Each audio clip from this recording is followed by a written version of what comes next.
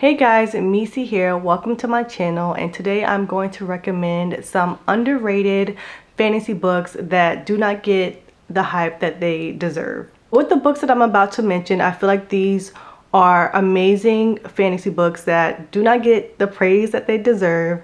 A lot of them are diverse, BIPOC.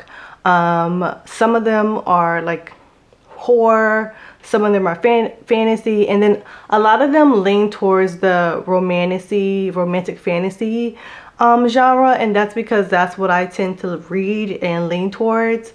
But I do hope that you are able to find at least one of these books and add it to your TBR to diversify and get you out of mainstream social media books. Starting off with Slewfoot by Brom, this was amazing. Easily a 5-star read. I feel like this book is extremely underhyped. It is slowly starting to gain popularity, and I've heard a lot of people say that they want to read it, but I haven't seen that many people actually read this book and give reviews on it. Though I will say that the few that I have seen, they all thoroughly enjoy it and consider this to be like a 4 or 5-star read, hands down. This is a historical fantasy horror book, and it focuses on an FMC that lives in this Puritan Christian village in the Northern Americas during the 1700s. And as you know, during the 1700s, that's when people came from Europe and settled into Americas in the Maine, New Hampshire, Connecticut area. And when I say settlers, we know that they invaded colonization, but for this book, I'm just going to explain that is the time that it is in. So there are the settlers setting up their small villages and communities and cities, and there's still indigenous people on the land and all that is going on during this book. In this society, our FMC is struggling with the customs of the village that she is living in because it is heavily sexist and it is a patriarchal society, and women are taught to cover their heads, bow their heads, obey their husbands, and not talk back.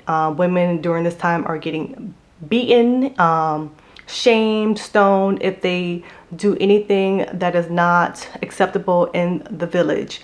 And because her mother was called like a herbal woman or like a spiritual woman, she still keeps those practices that she was taught by her mother. Well, they would call it a cunning woman.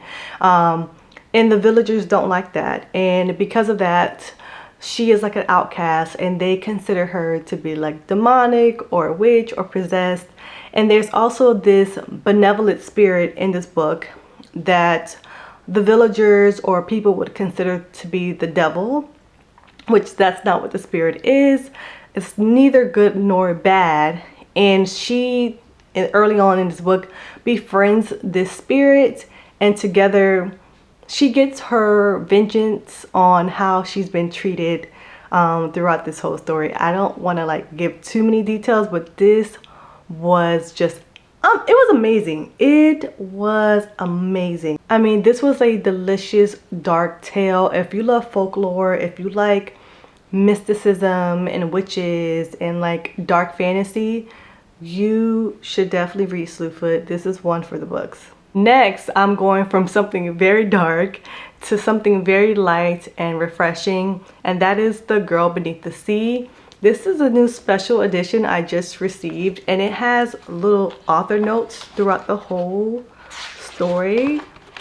Like, look, you can see. These are the author Axie's notes that she put in regards to like each chapter, and she put the original workings of this book. The title was supposed to be The Sea God's Bride, and if you read this book, I can see why she was going to name it The Sea God's Bride. But this is a Korean folklore retelling. This was so beautiful, so sweet. This is actually my favorite romantasy book of the year. If you like movies like Spirited Away, if you love movies like Spirited Away or House Moving Castle, you're going to love this book. I felt like I fell into a Ghibli movie while reading this because the writing was just so beautiful and so enchanting. The world was just like so beautiful and colorful, and the quotes from this book are ones that still stick to my head. And I read this book in early January, and just like with Spirited Away or House Moving Castle, it just gives you this feeling of just like love and happiness and like a perfect day. I can't explain it, but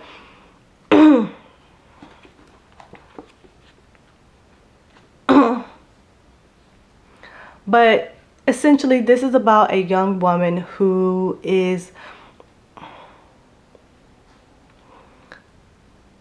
lives in a society where every single year they choose a young girl from different villages to be the sea god's bride, and she is sacrificed to the ocean.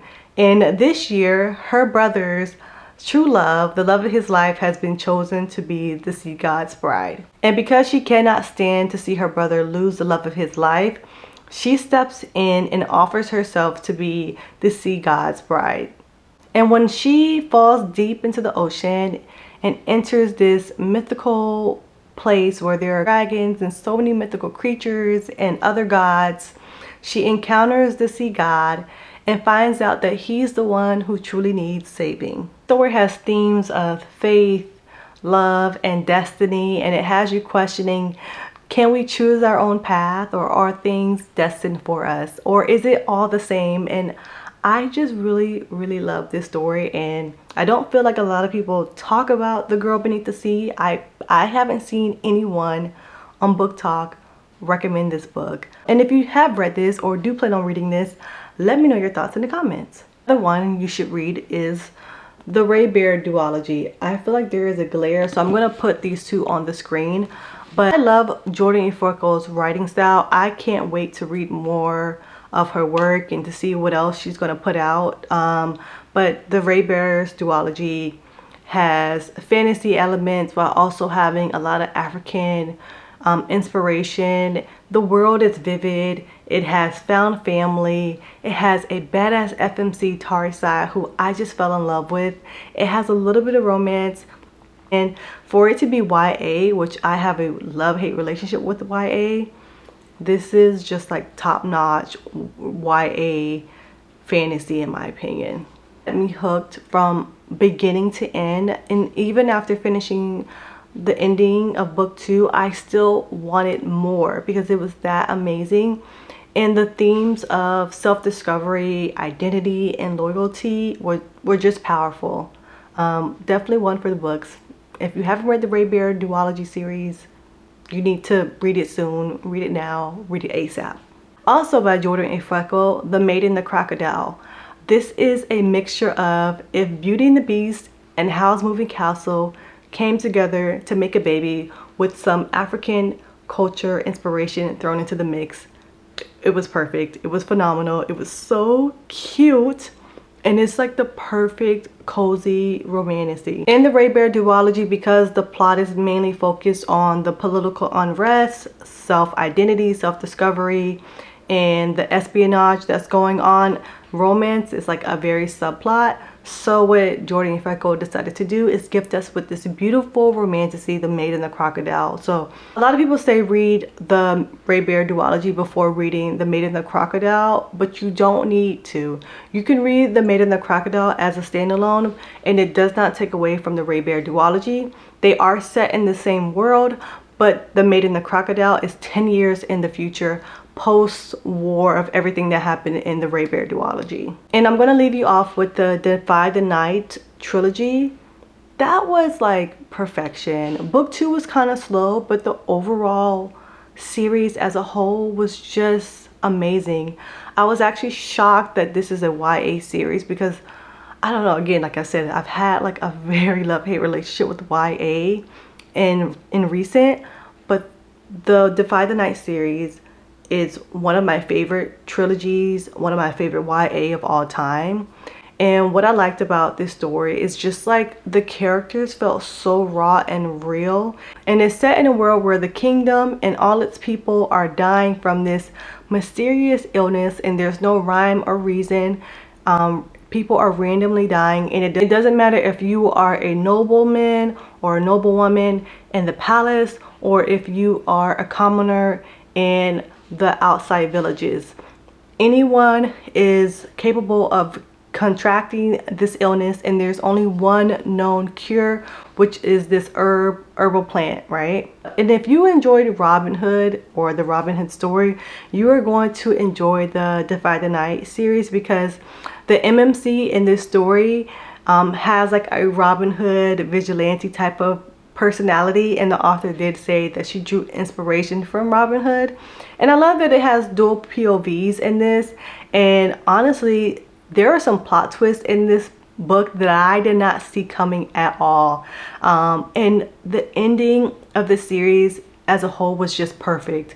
There's like, it was wrapped up neatly in a bow, and that's something that I truly enjoy in a trilogy, that when I feel like, oh my god, this is like, I felt contentment and I felt so full and so satisfied with how it ended, which is why I highly recommend this series, because that's very rare. A lot of times in trilogies, you know, you're never really satisfied, but with this one I have no complaints.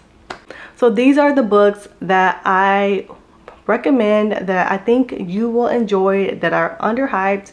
And yeah, let me know your thoughts in the comments. And thank you for watching this video, and also please like and share and subscribe, because I will be making more content for you guys in the near future.